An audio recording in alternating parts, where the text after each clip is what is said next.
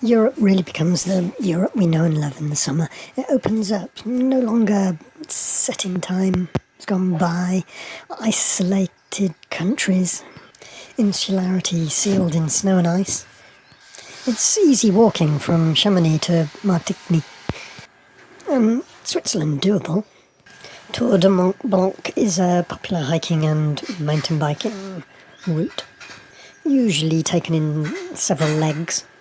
Chamonix to Champagne is a moderate, easy tour through the Chamonix Valley, followed by 2 hard and long climbs to Lac de Champagne. The Tour de Mont Blanc, also known as TMB, is one of the most popular long-distance hikes in the world. The route circles the entire Mont Blanc massif, which rises to a height of 4,808 metres above sea level, the highest point in Western Europe and the European Union. The hiking route covers a distance of roughly 170 kilometres, 110 miles, with 10 kilometres, 6.2 miles, of ascent, descent, and passes through parts of Switzerland, Italy and France.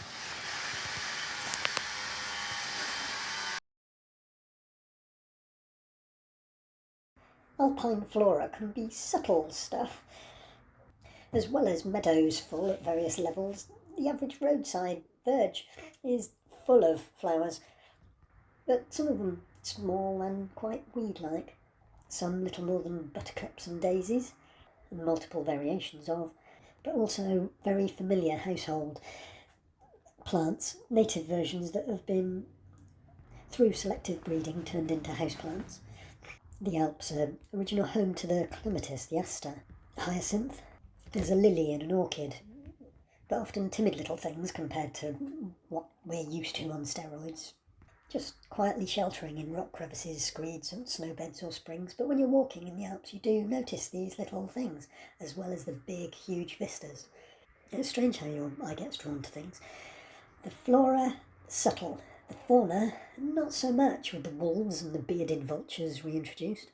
Inspired by our fatmap decathlon guide, we might be heading up to the niveal belt, cushion plant belt and cryptogamic belt with mosses, lichens and algae, descending from the sub-niveal belt, 2,600 to 2,800 metres, pioneer grasslands belt. There's the alpine belt below that at approximately 1,300 metres, 1,300 metres, a belt of alpine grasslands and pastures, where the hills are alive with subtle little flowers.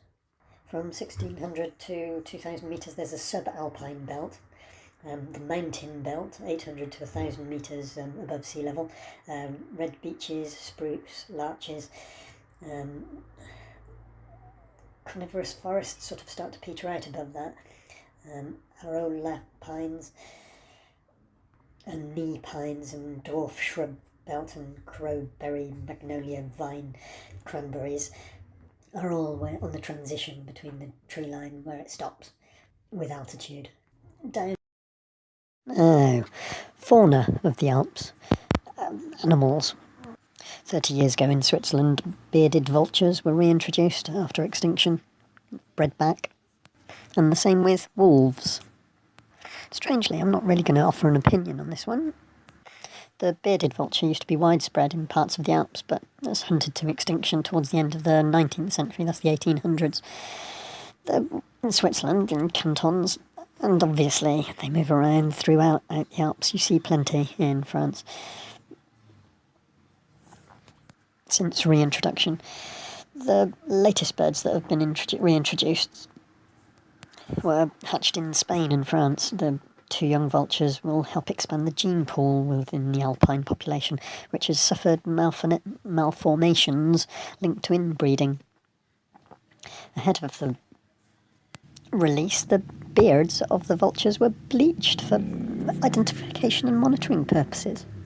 They're the only living species that mainly eats bone marrow from animal remains.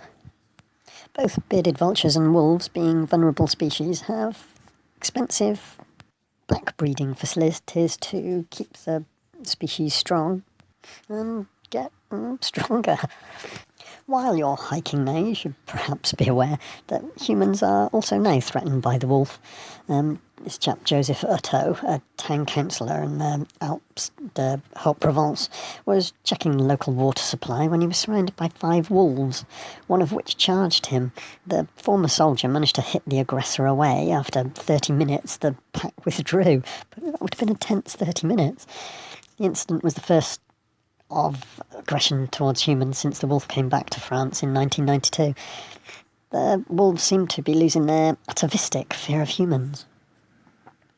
The attacks on livestock and close encounters with humans will logically only multiply. The national wolf pack, just in France, which now numbers around 1,000 species, is enlarging at between 13 and 20% each year.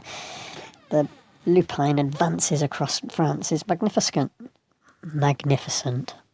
Hunted to extinction in the 30s, the wolf returned 30 years ago with a small number of Canis lupus crossed all over the Alps from Italy. Wolves have been seen in over half of metropolitan France's 96 departments. Wolves spread naturally annually. The previous year's cubs depart the main pack to seek territories elsewhere. They've been spotted on the outskirts of Paris and the environs of Dieppe. They've swum rivers, nipped across auto routes. While the Tour de Mont Blanc doesn't climb to the summit of Mont Blanc, the route climbs up and over numerous high alpine passes, providing stunning views in all directions, thanks to a well-developed system of huts, along with towns and hotels along the route. There are numerous options for staying overnight and resupplying as you journey around the loupe. Unlike the hiking version of the TMB, the mountain biking version of this route isn't nearly as well defined. Instead, riders can choose from numerous route variants. For this variant, we tried to optimise for maximum time in the saddle and minimum time carrying your bike. This means the tour has several longer segments of paved roads, particularly on the climbs.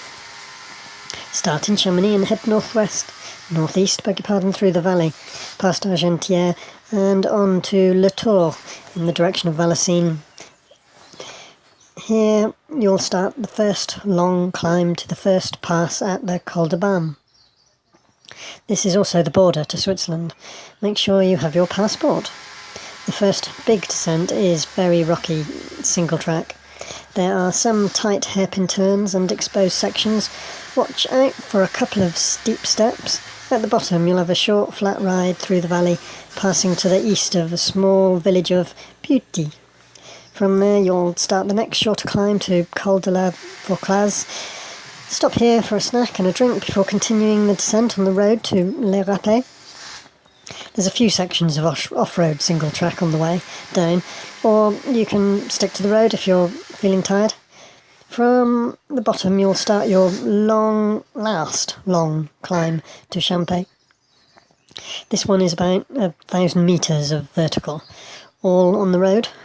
It's a rather long, unforgiving climb, and unforgettable for that reason, specifically on a mountain bike, but the view of the lake at the top is worth it. Opposite your first climb out of the Chamonix Valley, you'll see 2 cable cars going up to the vast reservoir at the top of the Châtelard and Gueulaz funicular. A vast trough of water in its own V between a perpendicular valley to the Arles.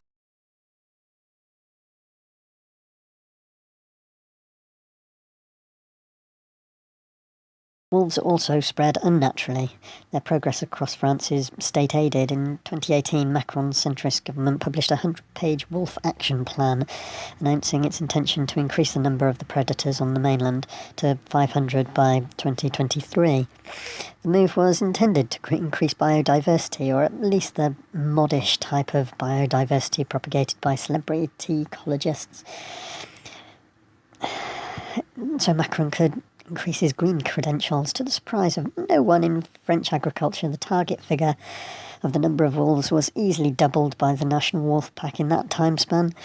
After all, the wolf in France has rigorous protection, like the rest of the EU signatories in the 1979 Berne Convention and the 1992 EU Habitats Directive. The protected species status means that they can only be controlled by lethal means in exceptional circumstances. Effectively, a flock has to be under direct attack for a farmer to shoot a wolf justifiably. To assuage farmers, the state has agreed a 10% annual cull, undertaken by the Wolf Brigade, from the Office of Hunting and Wildlife, which manifestly failed. Ministers have now raised the threshold to 19% annual cull of wolf population. This is unlikely to satisfy French shepherds, or indeed France's dyspeptic taxpayers. In the event of a wolf attack, livestock breeders receive compensation for a replacement animal. Paris grants subsidies for the building of electrified wolf defences, reinforced human presence, they call it, assist the shepherds in the breeding of training of livestock guard dogs, which are often the Pyrenean mountain dogs, the patou, like in the film. The French government had already financed 5,000 livestock guard dogs and was sloshing out another 38 million in anti-wolf measures and compensation. The cost of protecting sheep from wolves is exploding. 90% of successful attacks take place on farms that have already adopted the protection measures. In a sober, pessimistic report, wolves are probably taking advantage of their legal status as a strictly protected species. They should never have told the wolves. They have learned to circumvent methods of herd protection. It's almost like a challenge. The boom in the patou, cuddly, huge dogs, is also causing trouble. They only look cuddly. Shepherds may need a dozen dogs to protect their flocks, and in 105 people reported being bitten by a Pyrenean mountain dog in 2022. A lawyer counts shepherds amongst his clients, said there's been a multiplication of conflicts linked to dogs and a notable increase in lawsuits against sheep farmers. Meanwhile, the compensation for dead sheep is inadequate and only covers mortalities. There are indirect impacts of predation. Stressed survivors lose weight, miscarry, reduce their milk supply, and sometimes refuse to graze on the places where they've experienced a wolf attack for 3 years. One breeder who was reimbursed €1,850 by the state has estimated her losses at €24,000.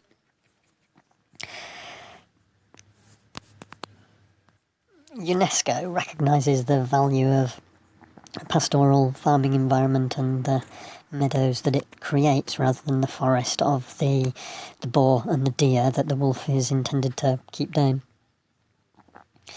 The return of the wolf isn't simply a problem for France. The German wolf pack is growing by 40% annually. The Netherlands, to deter wolves from approaching humans, authorities are experimenting with paintball guns. In Sweden, licences to kill wolves are being issued to local hunters in blatant disregard of the EU's wolf protection legislation. Faced with farmer protests, the European Parliament last autumn voted to downgrade the wolf's protection status to facilitate more culling. The Commission, however, appears disinclined to take notice, although one assumes that Ursula von der Leyen, the Commission President, might be at least lend a sympathetic ear. Dolly, her pet pony, was killed by a wolf in September. I know I shouldn't find that irony amusing. The horse was harmed. And especially in France, it seemed, I don't know about Sweden, hunters don't have a great reputation. They seem to have a knack for shooting hikers and members of their own family, unfortunately. Go hunting with your nephew and you might not end up coming back with a nephew. Shooting just one or two of the pack tends to break up the pack and form more breeding pairs, is another problem. So are hikers going to be hindered by walls of electric fences like a prisoner of war camps for domesticated livestock? 15,000 livestock a year are lost to 140 wolf packs. One female wolf has taken 120 ewes in a year.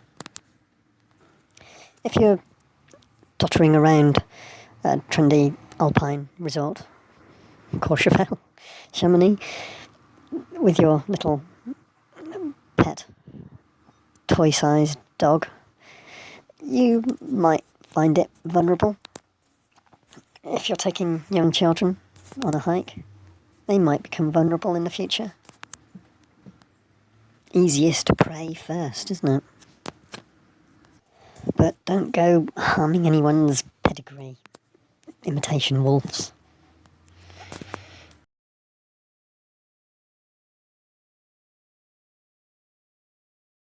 What is it about the severe and the difficult hikes and mountain bikes that attract one? They're the most satisfying. Near Les Contamines, up from Saint-Gervais, Megève area, on the road from Eugene-Albertville to Chamonix, basically. There's the Tête Nord de Force Lac Chauvet, near Lac de Roseland, Megève Evasion Mont Blanc. What am I doing now? I'm daydreaming while I'm supervising a Belgian project. Mingle with the Tour de Mont Blanc hikers before going off on less travelled trails. The Col de la Croix de Bonhomme and the Gervais Lakes are popular hiking destinations. The easiest way to reach both of these destinations is to follow the Tour de Mont Blanc itinerary. If you're not interested in being surrounded with crowds the whole day, the loupe mapped here, although more difficult, should provide you with a more scenic alternative. Instead of taking the large Tour de Mont Blanc trail, follow a narrow trail on your right. The climb is initially steep before levelling off after passing the tree line. You'll be able to see the TMB trail down below on your left, and you'll eventually connect with it near the Balme waterfalls. It will be more crowded from there until the Col de la Croix de Bonhomme.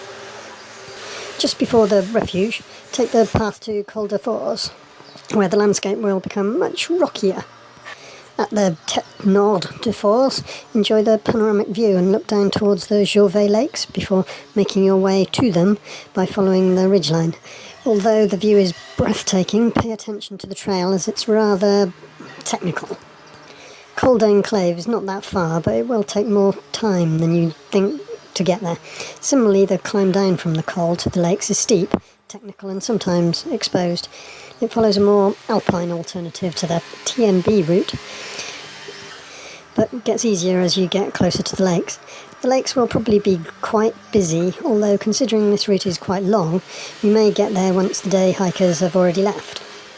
Take a scenic trail to get back to the Balme waterfalls, and from there, the classic TMB trail will be the easiest option to finish your hike while offering you a nice selection of restaurants and refuges where you can stop for drinks or dinner. There are outcroppings that have risk and is classed as very remote, which means there's little chance to be seen or helped in case of an accident. Go between June and October for the wildflowers.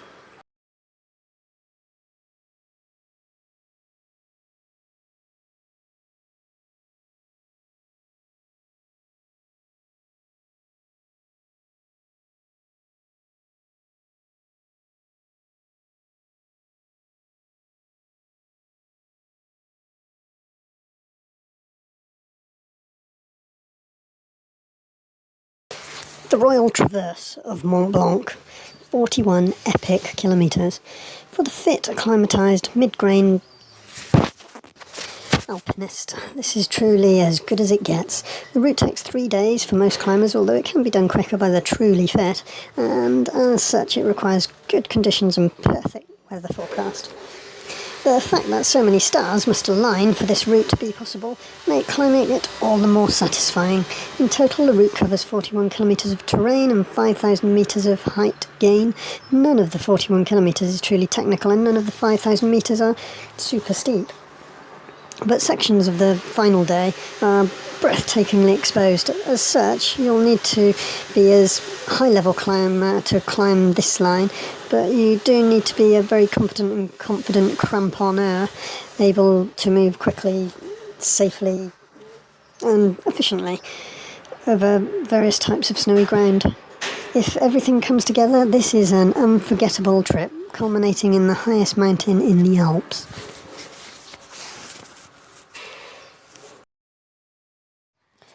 Knowing a place at driving pace and knowing a place at cycling and then hiking pace, it can be very different experiences.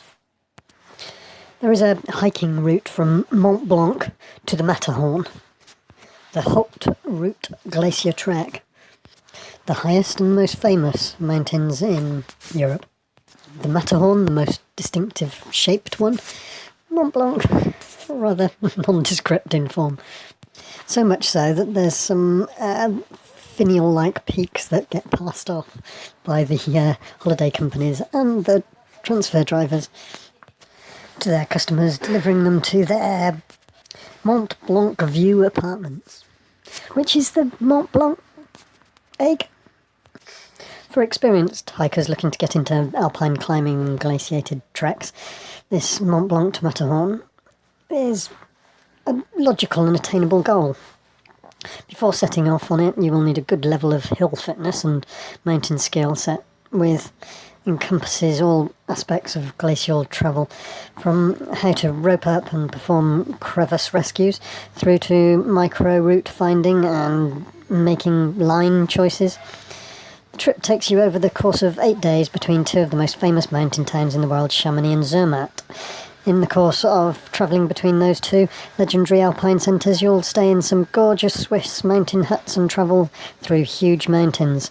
The mountain waiting for you at the end of the journey is the most famous of them all, the Matterhorn. And if you make it to the foot of that most celebrated peak, you'll have earned the view.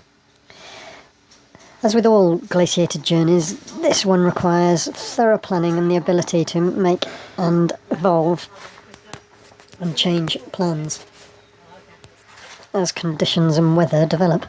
As such, take this information as a rough guide rather than a set route which is to be followed metre by metre. This trek is a true adventure and should be treated as such. This trip can be done all summer, but is safer because the glaciers are covered better and more enjoyable in June or early July. The Shannon hut is closed for renovations in summer 2020, but that's not going to worry us at all. But check, because all mountain huts need renovating from time to time. If it's not that one, it might be another. From Switzerland's Zermatt, you may be interested in the most famous high alpine journey, the spaghetti tour of Zermatt's 4,000ers. But the Mont Blanc to Matterhorn, the Haute Route Glacier Trek, starts in the Arve Valley, of course. A gorgeous day across a wild glacier, 8 kilometres and 725 metres vertically. There's a scenic cruise of vertical 650 metres down to a chairlift. That only takes an hour or so, 5 kilometres. And then a different day, 3 to 4 hours, 10 kilometres, 1,000 metres vertical hiking climb. A lovely walk past Lac de Mauvoisin up to a well-positioned hut. Mauvoisin. What does that translate to? Is that like bad neighbour or sick neighbour or something? Or am I confusing myself? To the Cabane de Chanrion. High lakes can be a beautiful thing. This is a beautiful hike, but a tough one too. Start at the Mauvoisin Dam parking area and climb quickly up to the dam itself, which is truly spectacular. The drop-off to the north of the dam is stomach-churning, but the panorama to the south is wonderful and allows you to see some of the terrain you'll cover on the trip to the Cabane de Chanrion. Cross the dam and traverse along the hiker's left side of the Lac Mauvoisin on a beautiful path, maybe called a facle. The path begins to drift away from the lake and climbs more steeply up zigzags to reach a very long, gradual climb southwards to the moraine of the Glacier de Brenay. The long section of path which takes you to the moraine is utterly stunning, but it takes a long time to try to switch off your brain and enjoy the surroundings without dwelling too much on how long you've been walking for. When you find yourself in Col, the Col de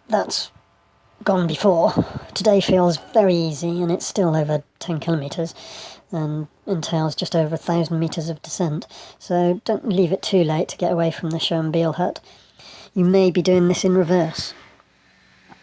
Once you do get walking, the vistas just keep on coming, with the Matterhorn dominating the view to the right, and the Monte Rosso Massif revealing itself straight ahead. Castor, Pollux and the Breithorn also become visible throughout the day, so this hike is a peak spotter's dream. The hiking trails you follow today are all well trodden and clear, and there are no glaciers to cross, so your rope and crampons can be put away for good. The trail leads you through glassy meadows and over rolling moraine crests as you head down into Zmutt, a traditional Swiss farming village, which has been remarkably well preserved. There are a couple of charming little cafes to stop in Zmutt, so enjoy your return to thick air, green grass, warm air, and grabbing a coffee and a cake at one of them. Suitably refreshed, continue down a large tourist track which leads you into Zermatt town centre after a week in the high mountains, or a cherry-picking drive between Chamonix and Zermatt. The luxuries of Zermatt feel wonderful, and you will have earned every calorie you eat and every second you spend in a hot shower. The town is home to some excellent restaurants and bars, so there are plenty of opportunities to toast your trip. When you wake up in Zermatt, the next morning ride the clean and efficient Swiss train network back to Chamonix. There are train stops between the two, which offer hiking opportunities. There is an add-on, though, the Albert Premier Hut to Charamillion. An accessible and beautifully situated high mountain hut with a variety of approaches. There are 3 options for reaching the hut, one 5 hours, another 3 hours, and a final 2-hour option. All converge 40 minutes below the hut and allow you to access one of the most dramatically placed huts in the area. All involve walking up and downhill or on uneven terrain and have a real high mountain feel. The hut sits at just 2,700 metres and enjoys wonderful views across the glacier and up to the dramatic Aigues de Chardonnette. The 3 options all begin at the village, 1,450 metre Le Tour village at the northeast end of the Chamonix Valley, which can be reached by bus or car via a 20-minute drive from Chamonix Centre. The 2 shorter options for reaching the hut both begin at Le Tour lift system, ride the Charmillion cable car to the 1,850 metres and enter either walk on a good, well-signposted trail eastwards and upwards to the Lac de Charmillion, 2,200, 300 metres, to continue up to the Auton chairlift, 2,200 metres, and follow a good trail south as it gradually climbs to the Lac de Charmillion. From the lake, that is, both routes converge and the path then climbs and traverses towards the Glacier de Tours. Keep following it to the moraine north of the glacier and then follow a rocky path up to the hut. The option from the top of the Charmillion cable takes 3 hours. Going from the top of the Auton chairlift takes 2. It's away from help, but it's easily accessed, and as most of the tour